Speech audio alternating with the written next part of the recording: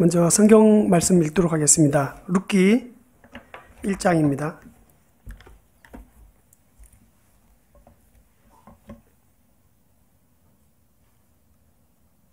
네. 우리 한 절씩 교독하도록 하겠습니다. 사사들이 치리하던 때 그 땅에 흉년이 드니라. 유다 베들레헴의 한 사람이 그의 아내와 두 아들을 데리고 모압 지방에 가서 거류하였는데 그 사람의 이름은 엘리멜렉이요 그의 아내의 이름은 나오미요 그의 두 아들의 이름은 말론과 기론이니 유다 베들레헴 에브라 사람들이더라.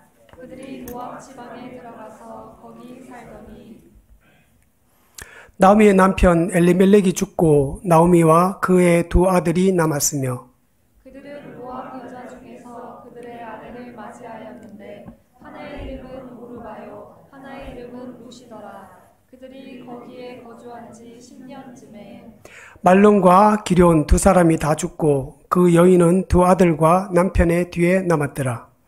그 여인이 모압 지방에서 여호와께서 자기 백성을 돌보시사 그들에게 양식을 주셨다 함을 듣고 이에 두 며느리와 함께 일어나 모압 지방에서 돌아오려 하여 있던 곳에서 나오고 두 며느리도 그와 함께하여 유다 땅으로 돌아오려고 길을 가다가 나오미가 두 며느리에게 이르되 너희는 각기 너희 어머니의 집으로 돌아가라. 너희가 죽은 자들과 나를 선대한 것 같이 여호와께서 너희를 선대하시기를 원하며 여호와께서 너희에게 허락하사 각기 남편의 집에서 위로를 받게 하시기를 원하노라 하고 그들에게 입맞춤에 그들이 소리를 높여 울며 나오미에게 이르되 아니니이다. 우리는 어머니와 함께 어머니의 백성에게로 돌아가겠나이다 하는지라. 나오미가 이르되 내 딸들아 돌아가라. 너희가 어찌 나와 함께 가려느냐. 내 태중에 너희 남편 될 아들들이 아직 있느냐. 내 딸들아 되돌아가라. 나는 늙었으니 남편을 두지 못할지라. 가령 내가 소망이 있다고 말한다든지 오늘 밤에 남편을 두어 아들들을 낳는다 하더라도 너희가 어찌 그들이 자라기를 기다리겠으며 어찌 남편 없이 지내겠다고 결심하겠느냐. 내 딸들아 그렇지 아니니라. 여호와의 손이 나를 치셨으므로 나는 너희로 말미암아 더욱 마음이 아프도다 하매 그들이 소리 높여 다시 울더니 오르바는 그의 시어머니에게 입 맞추되 룻은 그를 붙잡더라. 아멘. 제가 큰 결례를 범했습니다. 사실은 목사님 얼굴을 뵙지도 못했고 알지도 못하고 있었고 당연히 병실에 계시겠다고 생각했었습니다. 그래서 인사가 본의 아니게 같이 일어나서 인사를 드리게 됐습니다. 죄송합니다. 편찮으신 중에 말씀을 전할 수 있는 기회를 또 제게 부탁하셔서 함께 2주간 말씀을 나누게 되어서 참 기쁘고 감사하고 영광스럽게 생각합니다. 저에 대한 소개를 간단하게만 좀 드리겠습니다. 저는 현재 그 리빙교회에서 출석하면서 아주 작은 교회입니다. 가정교회 정도로 아주 작은 교회에서 함께 아마 대한민국에 하나밖에 없는 교회 같아요. 나이 들어 함께 늙어가는 교회라고 지어진 교회입니다. 이름이 리브, 떠나다. 좀 영어로 지어서 좀 그렇긴 하지만 우리 미라클 호산나도 영어가 들어있죠. 그래서 떠나는 교회, 인생을 떠나는 후반기에 있는 분들이 50대 중반 이후로 70대까지 모여서 이게 목사님께서 그 교회를 같이 세우시기를 희망하셔서 같이 함께 모여서 교회를 같이 세워가고 있습니다. 저는 리빙교회 성도로 있습니다. 제 원래 직업은 그 교사입니다. 지구촌 고등학교라는 학교에서 거기도 작은 학교인데요. 그 학교에서 19년간 성경교사로 일을 했었고요. 학교가 역사 속으로 사라지면서 같은 재단에 있는 이사벨 중학교로 전출가면서 제대로 진로를 아이들에게 가르쳐달라고 하셔서 저도 제 진로를 잘 못 잡고 있는데 함께 좌중우철하면서 이렇게 찾고 있습니다. 진로교사로 한 6년째 지금 근무하고 있는데요. 아마 하나님께서 그렇게 말씀하시는 것 같았어요. 제 느낌입니다. 한 19년 동안 성경을 갖고 하나님에 대해서 함께 나누고 알아가는 시간을 가졌다면 이제 공립학교, 공교육 가운데서 일상의 언어로 하나님을 좀 함께 소개하고 복음이 무엇인지 하나님 나라의 원리가 무엇인지 그거 저더러 좀 숙제처럼 주신 것 같아서 남은 기간 동안 일상의 언어로 열심히 아이들하고 좀 이렇게 나누고 있습니다. 여기까지 간단하게 소개해 드리고요. 제가 제목을 봄이 오는 길목에서라고 적었는데 좀 약간 시적인 것처럼 보이는데 고민하고 있을 때 저희 아내가 툭 던지는 한마디였습니다. 제목이 그거보다 이게 낫지 않겠어? 그래서 설득당하고 그러고 보니까 한 2주 정도 계속 바라보니까 참 마음에 들더라고요. 지난 주일부터 시작된 봄비가 한 3일 정도, 4일 정도 계속 내렸죠. 봄비가 그치고 난 뒤에 물론 아주 차가운 바람 때문에 그리고 굉장한 강풍 때문에 좀 많이 좀 당황도 했지만 봄비가 내리면서 우리 올 2월은 너무너무 좀 추웠던 것 같습니다. 부산이 상당히 따뜻한 지역임에도 불구하고 2월에 굉장히 추웠는데 이 봄비가 정말 봄을 재촉하는지 어제 송도에 저희 장로님 가정과 함께 그 산책을 갔었거든요. 굉장히 포근하고 봄이 왔구나 싶을 정도였습니다. 봄을 알리는 봄비가 겨울을 끝내잖아요. 근데 겨울 하면 이번 2월에 참 많이 느꼈던 건데요. 참 생명을 앗아가고 너무 혹독한 그 시련의 계절에 대한 이미지가 아주 강하죠. 그래서 우리 한파가 몰려오면 그 적을 향해서 무자비하게 쳐들어와서 학살하는 그 적장 장군, 동장군으로 비유하기도 하잖아요. 그래서 생명을 앗아가는 그런 계절의 이미지가 있습니다. 이 계절의 이미지를 갖고 있는 이 겨울은 계절에만 있는 것이 아니라 인생에도 있는 것 같습니다. 개인의 인생이나 가정에 겨울을 지내고 있는 것 아마 느낌적으로 잘 아실 것 같아요. 가정뿐만 아니라 공동체나 국가, 사실 전 인류가 이런 혹독한 겨울을 겪는 듯한 그런 시련의 시기들을 보내고 있기도 하고 보냈던 것 같습니다. 온 인류는 2번에 걸친 아주 참혹한 그 1차 세계대전을 거쳤죠. 우리 국가와 민족은 참 역사의 부침을 많이 겪다가 또 급기야는 일본의 36년 동안의 강점기를 거치고 아까 기도에도 하나님께 간구드렸지만 오늘날 참 이렇게 많은 분열과 혐오와 증오로 대립을 이루고 있는 그런 상황 속에서 우리나라는 아직도 겨울을 걸어가고 있는 같은 느낌도 좀 많이 듭니다. 개개인이나 가정이 겪는 겨울은 참 너무나도 많고 또 다양하고 이루 헤아릴 수 없는 지금도 겨울의 터널을 아마 지나고 계신 분들이 계실 것이고 우리 주변에 또 계실 겁니다. 가끔씩 이런 질문들을 해봅니다. 저는 아까 역사 얘기도 잠깐 말씀을 드렸고 오늘날 우리나라에 일어나고 있는 이런 일들도 바라보면서 예전에 내가 만약에 그 시대를 살고 있다면 내가 만약에 그 상황 속에 들어가 있다면 나는 어떻게 결정하고 판단하고 선택하고 살아갈 수 있을까? 그런데 이런 질문에 항상 답이 이렇게 나옵니다. 자신이 없다. 내가 정말로 지혜롭게 현명하게 잘 선택하고 결정하고 살았을 거라는 그런 확신이 않습니다. 더더구나 성경 말씀을 읽다 보면 성경에 나오는 수많은 등장인물들 가운데 참 어리석은 결정하고 하나님이 너무나 명확하게 보이는데도 불구하고 바로 돌아서서 배신 때리는 그런 이스라엘 사람들을 보면 볼수록 처음에는 어떻게 저렇게 할 수 있을까 싶다가도 내가 만약에 저 한가운데 있다면 예레미야의 여러 울부짖는 소리를 만약에 내가 듣고 있는 사람이라면 나는 정말로 바른 선택을 할 수 있을까? 시간이 갈수록 자신이 없어집니다. 그리고 우리 일상 용어들 중에 훈수가 구단이라는 말씀이 있죠.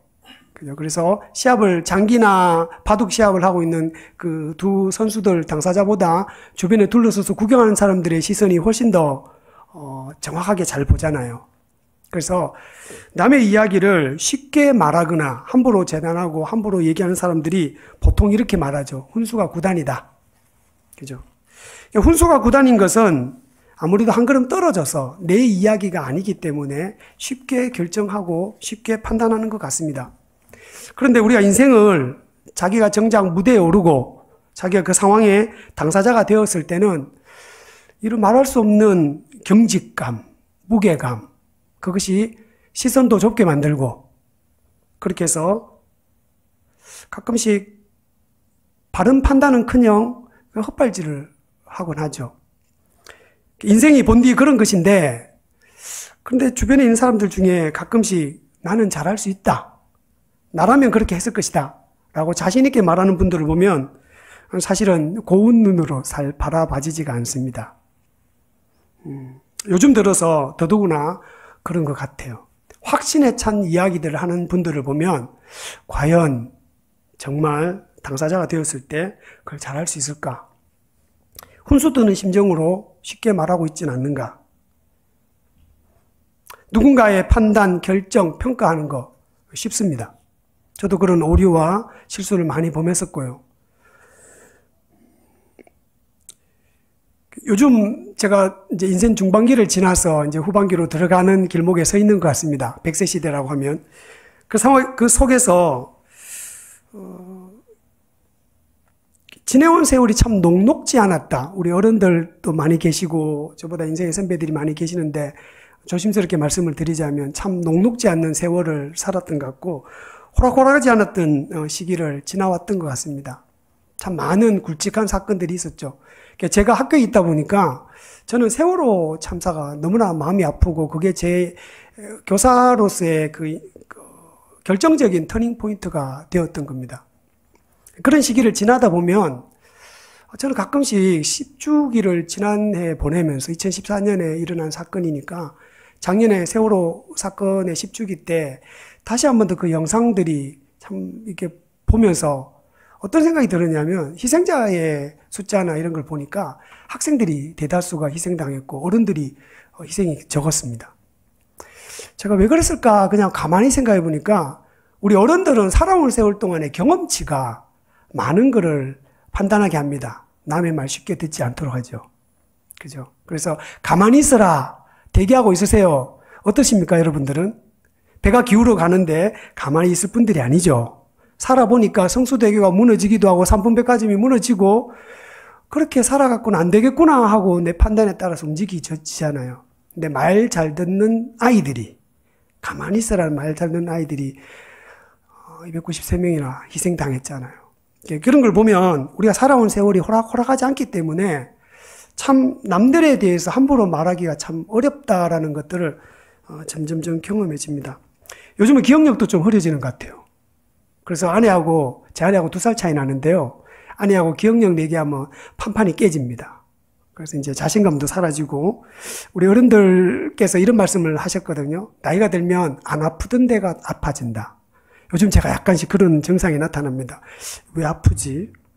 그리고 신체의 기능도 좀 약해지는 것 같아요. 얼마 전에 사고를 당했는데 치료를 하는 과정이 조금 길어요. 뒤에서 차가 추돌해서 이렇게 다쳤는데 꽤 오랫동안 회복 탄력성도 많이 떨어지는 것 같습니다. 자신이 없어지고 확신이 사라지고 열정도 식어가는 이런 시기를 지내다 보니까 한 가지 좋은 점이 있습니다. 남들에게 조금 더 넉넉해지는 것 같아요. 제가 확신 있을 때는 조금 쉽게 훈수를 많이 뜨기도 하고 쉽게 남을 판단하고 재단했던 제 어리석은 조금 더 어린 시절이 있었다면 지금은 자신이 없으니까 그럴 수도 있구나. 요즘은 스마트폰 딱 들이대면 끝나잖아요. 젊은 아이들하고 뭔 얘기하실 때 이길 생각하시면 안 됩니다. 어떤 사건, 팩트를 얘기하실 때 아이들은 바로 찾습니다. 여기 있네. 이렇게. 그러다 보면 내가 틀릴 수 있구나. 그렇게 됩니다. 앞으로 저희는 2번의 시간을 통해서 성경 인물 속에 혹독한 겨울을 지냈던 인생의 정말 막장 드라마와 같은 시기를 지냈던 한 인물을 함께 다뤄보려고 합니다. 그리고 그의 곁에서 그의 겨울이 끝나기를 함께 해주면서 봄이 오는 길목이 되어서 끝끝내 봄으로 안내했던 2 사람을 좀 소개하려고 합니다. 방금 읽었던 룻기에 나오는 2 주인공입니다. 그래서 전체 제목을 주보에 2번 같이 실었습니다. 봄이 오는 길목에서.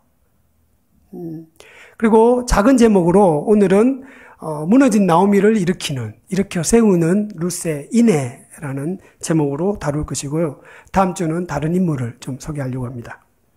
그래서 룻기를 살피면서 제가 좀 전에 말씀드렸던 제게 던졌던 질문들에 대한 답을 저도 좀 얻고 싶고, 우리가 우리 인생을 살아가면서 혹독한 겨울을 맞이하는 사람들, 우리를 포함해서 우리 주변에 있는 사람들을 우리가 어떻게 바라보고 어떻게 해야 되는지에 대한 그런 이야기도 룻기가 좀 잘 들려주는 이야기를 좀 들었으면 좋겠습니다.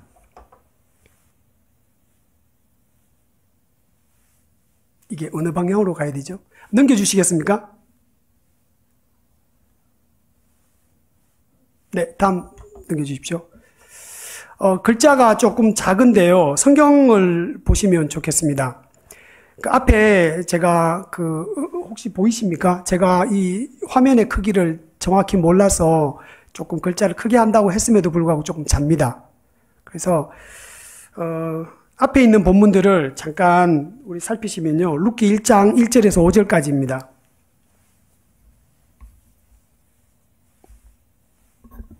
네. 앞에 글자가 보이시는 분들은 글자를 보시면서 함께 보셨으면 좋겠습니다. 제가 빨리 읽어보겠습니다. 사사들이 치리하던 때에 그 땅에 흉년이 드니라.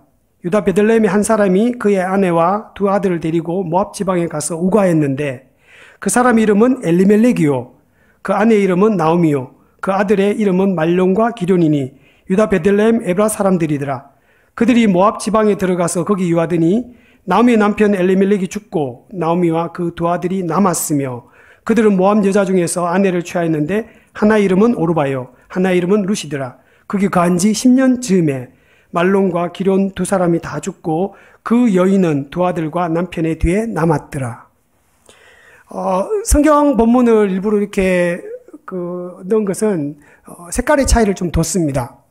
그래서 이 색깔의 차이를 보시면 룻기를 시작하면서 룻기의 배경을 참 잘 보여주는 색깔들로 이렇게 나눠봤습니다. 다음. 네. 시대의 배경을 간략하게 말씀드리겠습니다. 세 가지인데요. 하나는 시대적 배경입니다. 사사시대입니다. 1장 1절에 보시면 사사들이 치리하던 때라고 되어 있죠. 사사들이 치리하는 때가 어떤 것인지를 잘 알고 싶으면 룻기 1장 1절 바로 앞에 있는 한 절을 찾으시면 됩니다. 사사기의 마지막 절입니다. 사사기 마지막 절을 한번 보시면요. 그때에 이스라엘에 왕이 없으므로 사람들이 각기 자기의 소견에 옳은 대로 행하였다. 사사시대를 아주 함축적으로 보여주는 표현입니다. 그때 왕이 없어서 자기 소견대로 행하던 시대. 이게 그 어느 시점에 룻기가 사건이 일어난 것입니다. 그 시대에 베들레헴이라는 땅에 흉년이 듭니다. 그럼 베들레헴은 우리가 잘 알다시피 생명의 떡으로 이 땅에 오신 예수님이 태어나신 곳이죠. 태어나신 곳의 이름이 두 단어가 합쳐져 있는데요. 베트라는 집과 레헴이라는 떡, 빵이라는 뜻입니다. 우리로 말하면 밥이에요. 떡집이에요.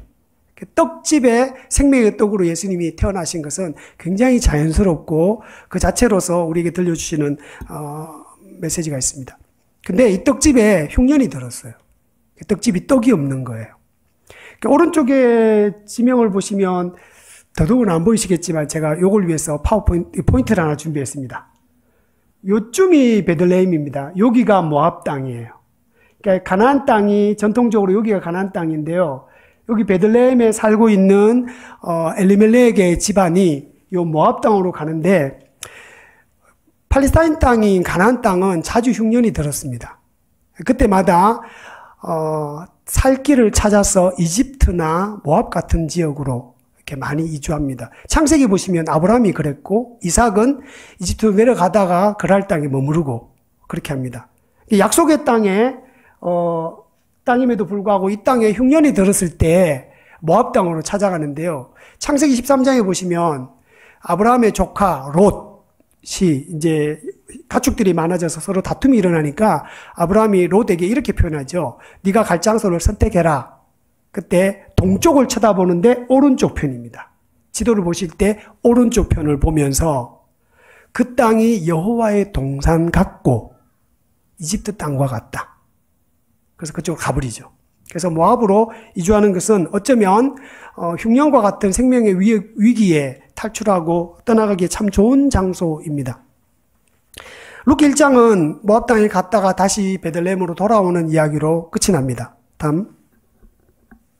네.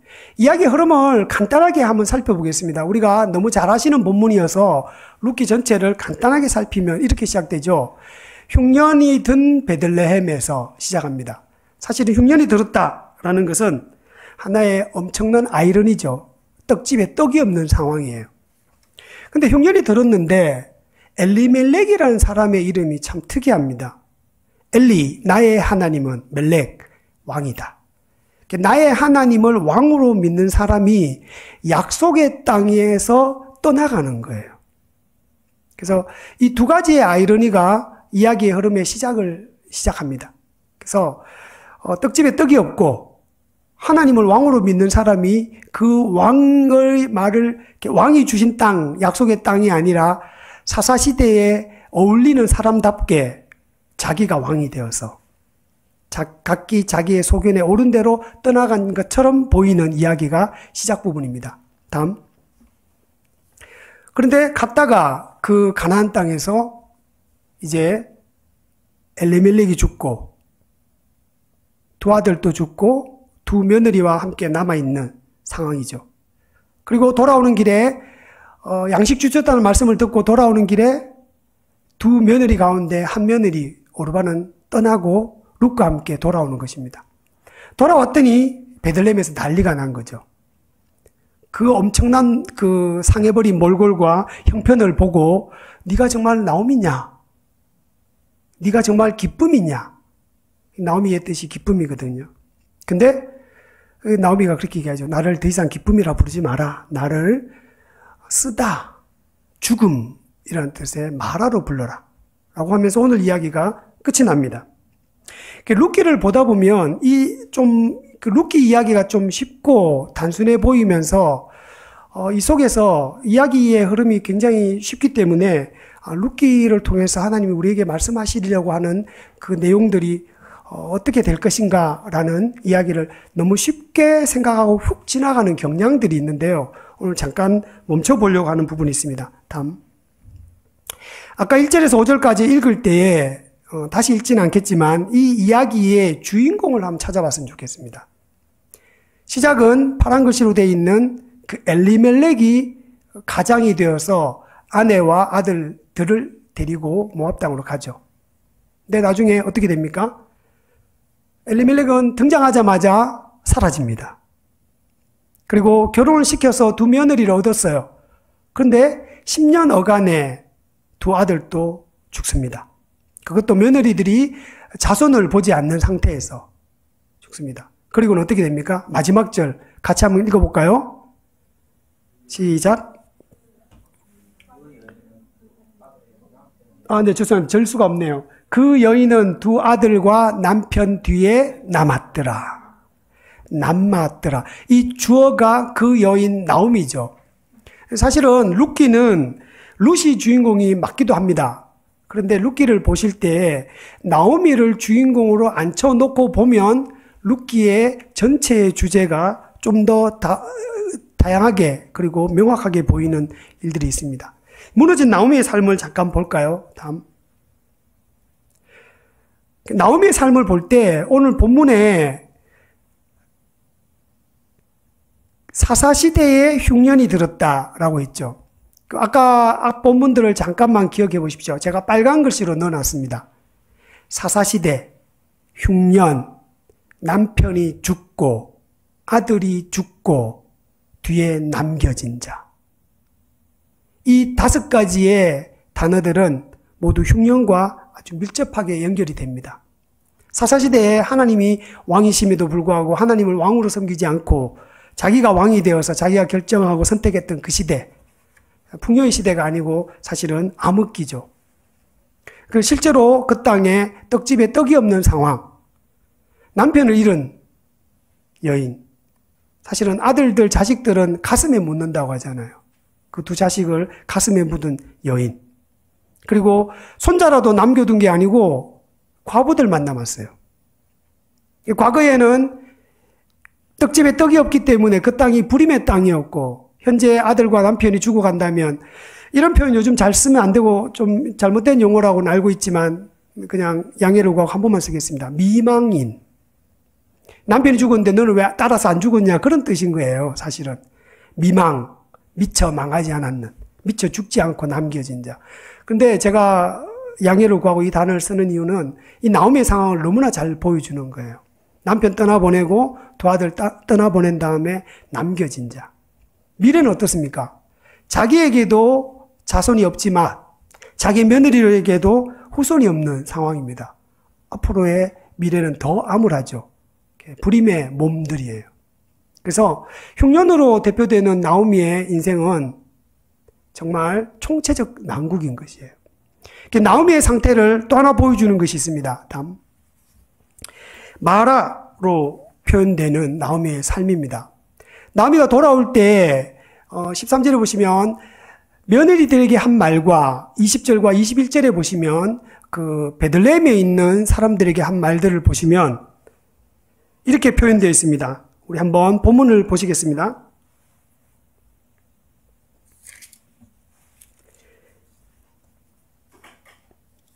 1장 13절에 끝에 보시면 여호와의 손이 나를 치셨으므로 나는 아프다. 그리고는 베들레헴에 돌아와서 21절부터 22절까지 읽겠습니다. 같이 읽을게요. 내가 풍족하게 나갔더니 여호와께서 나로 비어 돌아오게 하셨느니라. 여호와께서 나를 징벌하셨고 전능자가 나를 괴롭게 하셨거늘 너희가 어찌 나를 나오미라 칭하느뇨 하니라. 나오미가 모압 지방에서 그 자부 모압 여인 룻과 함께 돌아왔는데 그들이 보리 추수 시작할 때에 베들레헴에 이르렀더라. 아멘. 20절 21절에 보시면 나오미가 주민들에게 얘기하죠. 나를 나오미라 부르지 마라. 말하라 불러라. 전능자의 손이 나를 쳤다. 그래서 이게 보이시는지 모르겠지만 이 내용을 짧게 구조화하면 자기가 나오미가 아니고 마라인 그 심정을 얘기한 다음에 그 중간에 자기의 텅텅 비어버림 그 심정을 하나님의 손이 나를 쳤다라는 고백으로 담고 있습니다. 이 부분에서 우리가 룻기를 읽을 때 조금 자세히 들여봐야 될 부분이 있습니다. 저희가 시작하자마자 지금까지 한 가지 의문이 남지 않습니까? 왜 엘리멜렉이 죽었고 두 아들이 죽었을까? 왜 나오미는 10년 동안 이런 혹독한 시련을 겪어야만 되는 것인가? 네, 다음. 나오미에게 이런 일이 있는 것에 대해서 이 문제를 풀기 위해서 우리에게 주어진 내용들을 잠깐 종합해서 살펴볼 필요가 있습니다. 우리 흔히 엘리멜렉이 여호와가 하나님이 나의 왕이시다, 나의 하나님은 나의 왕이다라고 믿는 사람이 약속의 땅을 떠나서 이방 땅에 가서 하나님께 벌을 받고 그런 다음에 나오미가 돌아오고 룻이 돌아와서 하나님께서 그에게 다시 축복을 주신다라고 생각하기가 쉽습니다. 왜냐하면 실제로 엘리멜렉의 이름에서도 그렇고 전개되는 양상들이 하나님의 징벌, 나오미도 고백하잖아요. 방금 한 것처럼 여호와 전능자가 손이 나를 쳤다. 그러니까 자백도 했고 그러니 아마 하나님께서 엘리멜렉을 벌주고 나오미를 살리고 룻을 데려와서 룻이 예수님의 족보에 올라가게 되는 그런 일들로 읽기가 쉽지만 본문을 한번 다시 봅시다. 여러분 본문의 길이를 한번 보십시오. 1절에서 5절까지가 엘리멜렉이 죽고 아들들이 죽고 나오미가 남겨지는 데까지의 기사들입니다. 이 본문의 길이가 그 다음에 돌아와서 베들레헴에서 일어나는 수많은 이 일들이 1장 6절부터 4장 마지막까지입니다. 제가 그냥 계산을 해보니까 전체 85개의 절이 앞에 5절과 나머지 80절의 비중입니다. 만약에 우리가 하나님에게 불순종해서 다른 데 갔다가 하나님께 돌아왔더니 하나님 축복하셨다라고 그러면 그 굉장히 많은 이야기들이 그 속에 사실상 너무 낭비가 되는 거예요. 성경은 굉장히 경제적이고 굉장히 많은 이야기를 이렇게 풍성하게 실지 않는 편이거든요. 좀 불친절한 경향이 있습니다. 그런데 왜 이렇게 길게 분량의 차이가 있는가?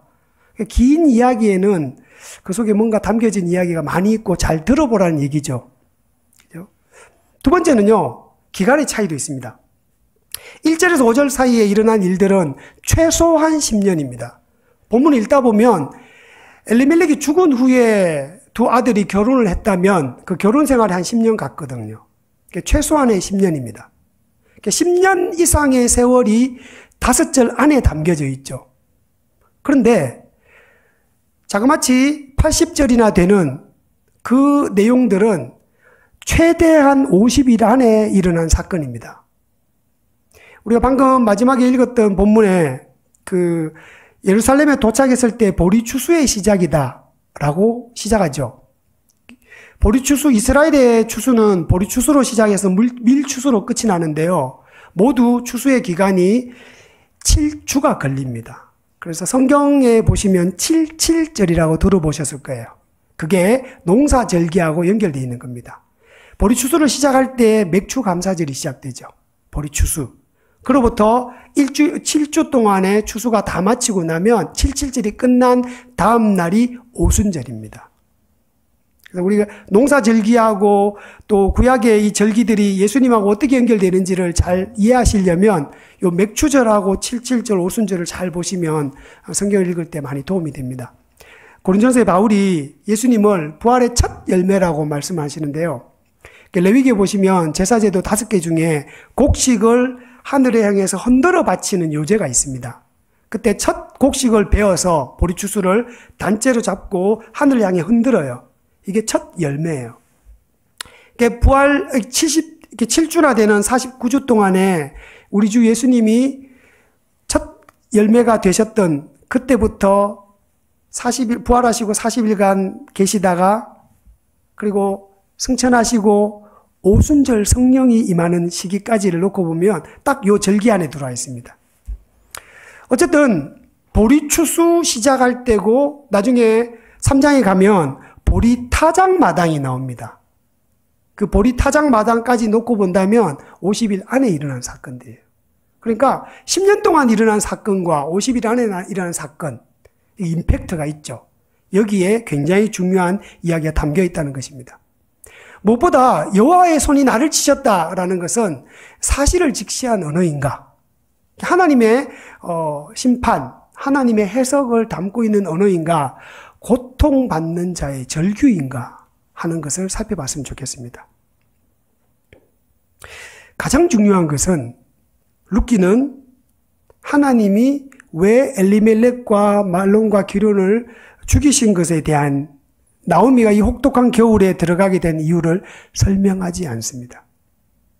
그래서 훈수구단으로 우리가 가끔씩 룻이 이랬으니까, 아니 엘리멜렉이 이랬으니까 말론과 기론이 잘못했을 거야 라고 생각하지 마시고 하나님도 침묵하고 계시니까 인생을 살다 보면 이유를 알 수 없는, 원인을 알 수 없는 고난을 당하는 게 얼마나 많이 있습니까?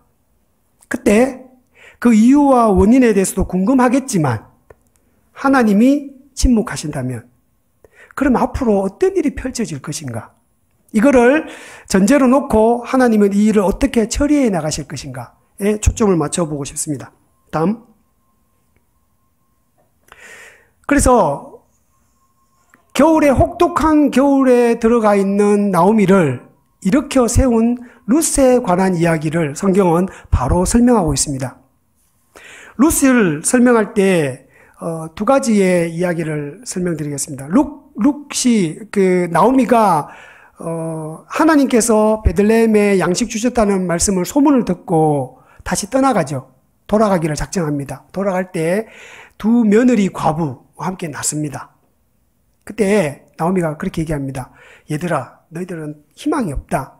모압 사람이니까 여기서 다시 재혼해서 너희들의 인생을 계속 이어갔으면 좋겠다. 예전에는 과부가 참 생존할 수 없는 그런 상태입니다. 여러분, 그 가난한 사람들을 표현하는 3대 대명사가 있죠. 고아와 과부와 나그네. 이 나그네는 여행객이 아니고요, 집이 없는 사람, 이런 뜻입니다. 고아와 과부와 나그네는 사실은 굉장한 사회적 약자를 얘기하는 거예요. 과부는 그 시대는 그랬습니다. 남편이 없으면 먹고 살 수가 없어요. 그러니까 나오미가 돌아가서 너희들이 남편을 각각 만나서 재혼해서 목숨을 부지하고 살았으면 좋겠다 할 때 오르바와 룻은 한사코 결사적으로 반대하면서 안 따라갑니다. 죄송합니다. 안 떠납니다.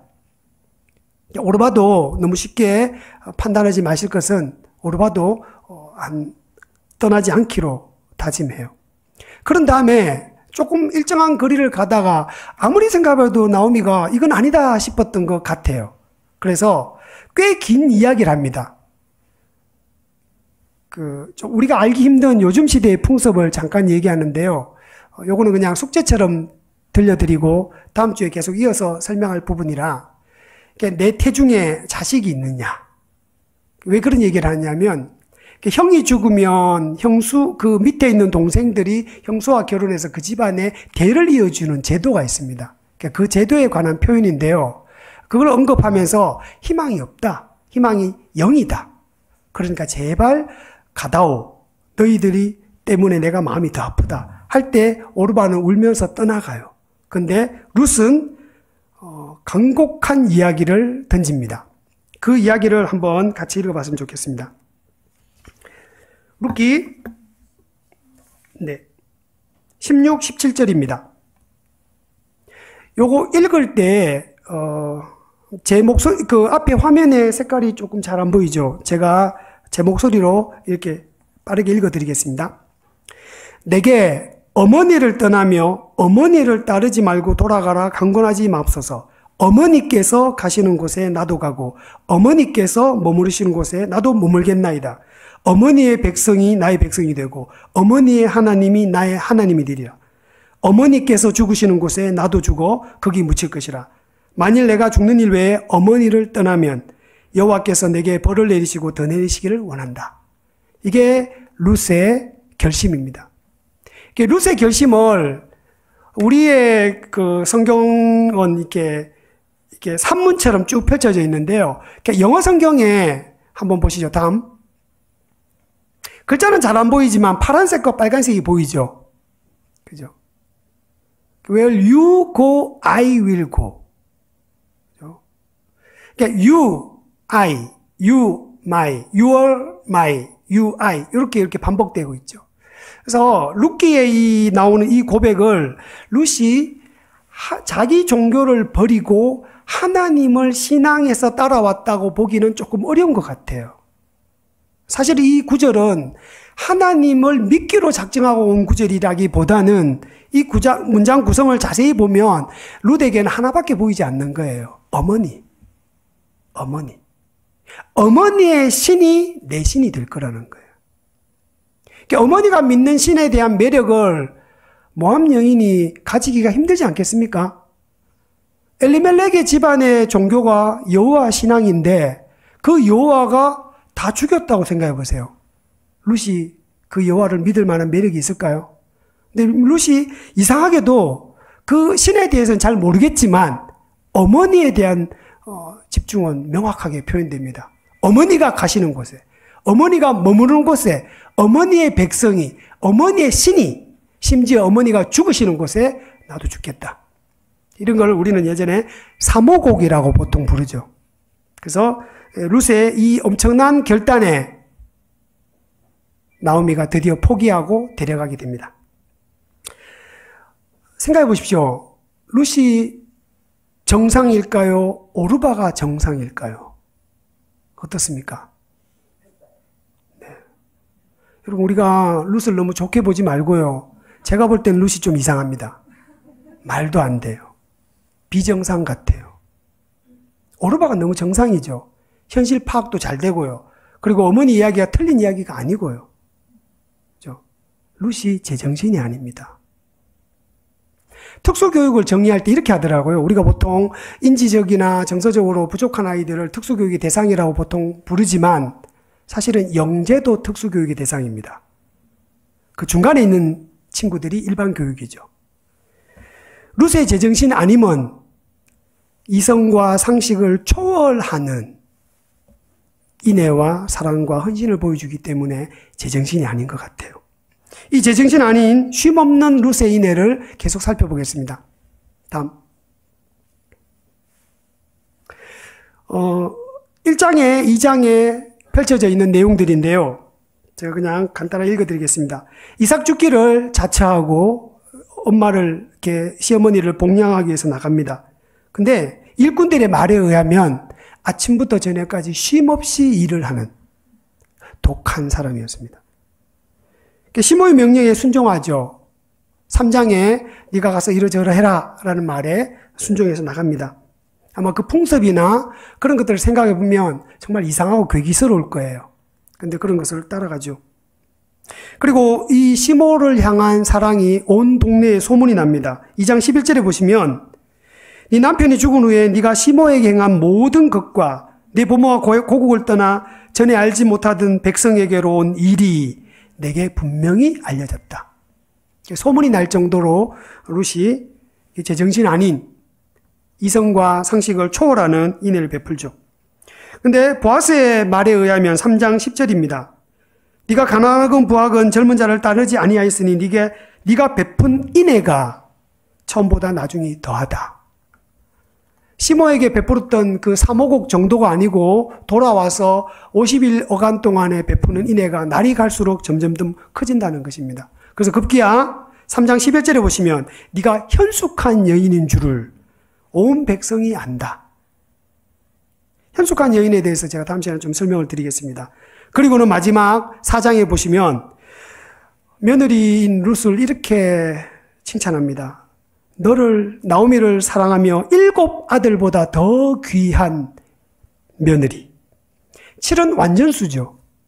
그러니까 아들이 7명이 있어도 수많은 아들을 한 트럭 가져다 줘도 비교도 안 되는 며느리. 룻이 보여주는 인애입니다. 다음. 인애라는 단어가 성경 여러 곳에 나오는데요. 우리가 좋아하는 시편 136편 같은 경우는 여호와께 감사하라 어떻다고 그 인자하심이 영원하다라는 것이 26절이나 반복되는 그 구절에 인자하심이라는 단어도 인애라는 뜻입니다. 헤세드라는 히브리어입니다. 호세아서에 보면 나는 인애를 원하고 제사를 원치 않는다 할 때 나오는 인애도 그렇습니다. 이게 하나님께 대한 것이라면 아까 루키 3장 10절에 네가 베푼 인애가 이전보다 지금이 훨씬 더 낫다. 나중에 보아스에게 이렇게 불려집니다. 그는 살아있는 자와 죽은 자에게 은혜 베푸기를 그치지 않는다 할 때 이 은혜도 인애입니다. 인애라는 단어는 성경을 관통하는 굉장히 중요한 단어예요. 우리가 찬송가 인내하신 구세주여라고 하는 그 인애라는 단어입니다. 룻은 아무런 조건도 상황도 고려하지 않고 전적으로 보여주는 충성스러운 사랑, 이걸 인애라고 표현할 수 있습니다.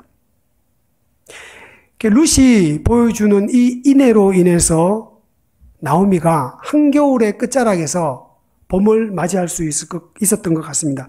10년과도 같은 겨울을 보내고 있는 나오미에게 생명의 단비 같은 봄비로 봄의 길목이 되어준 룻.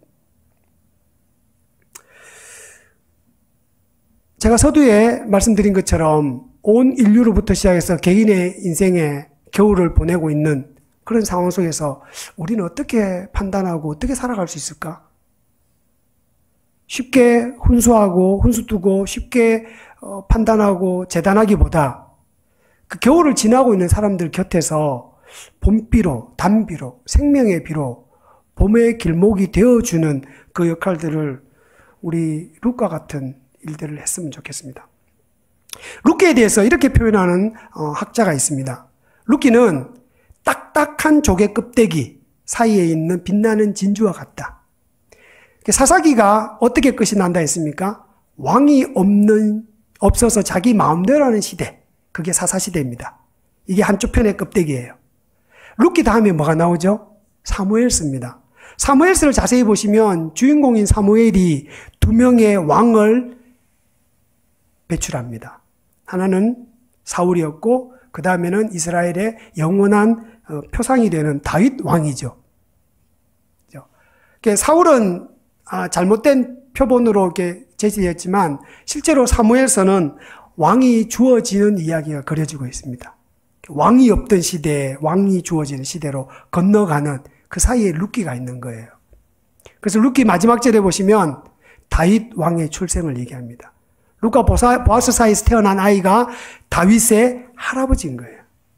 그렇게 룻기가 끝이 납니다. 왕이 없는 시대인 1장 1절에서 시작해서 다윗 왕의 출생을 알리는 마지막 절로 끝나는 이 이야기가 룻기거든요. 어떻게 이런 일이 가능했을까요?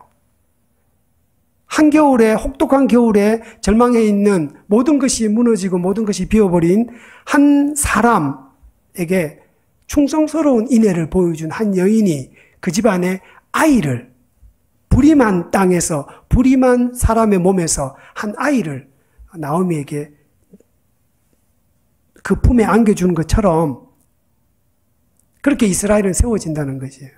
왕이 없는 시대에 왕을 가지게 되는 시대에 갈 때 이스라엘은 무엇을 해야 될 것인가? 서로에게 인애 베풀기를 쉬지 않고 서로의 삶을 돌아보라 라는 말씀이겠죠. 이제 말씀을 마치겠습니다. 우리가 이 세상을 살아가는 동안 여전히 호락호락하지 않고 아마 쉽지 않을 것입니다. 녹록지 않을 거예요. 근데 이런 시대를 살아갈 때 우리는 우리가 살아왔던 경험치나 우리의 생각으로 훈수구단의 시선으로 사람들을 바라보면서 재단할 것이 아니라 내가 어떻게 하면 되니? 필요한 게 뭐가 있을까? 같이 가줄까? 같이 머물러 줄까? 라는 심정으로 인애 베풀기를 쉬지 않았으면 좋겠습니다. 이것이 하나님께서 우리를 교회로 부르신 이유고 하나님께서 우리를 하나님 나라로 부르신 이유예요. 그래서 룻기를 같이 읽어가고 룻기의 말씀을 들어가는 동안에 인애 베푼다는 것이 무엇인지, 어디까지 내어줘야 되고 어디까지 우리가 인애를 베풀어야 되는지를 좀 잘 봤으면 좋겠습니다. 불편한 진실이 될 거예요. 룻이 보여주는 이 인애도 놀랍지만 다음 주에 살펴볼 보아스가 보여줄 인애는 엄청납니다. 이런 것들이 우리로 하여금 인애 베푸는 삶을 모범으로 삼아서 우리 공동체를 세우고 교회를 세우고 무너진 이웃과 가정을 세우는, 그래서 우리 나라도 세우고 온 인류에게 하나님 나라가 임하도록 하는 그런 일에 참여하는 우리가 되었으면 좋겠습니다.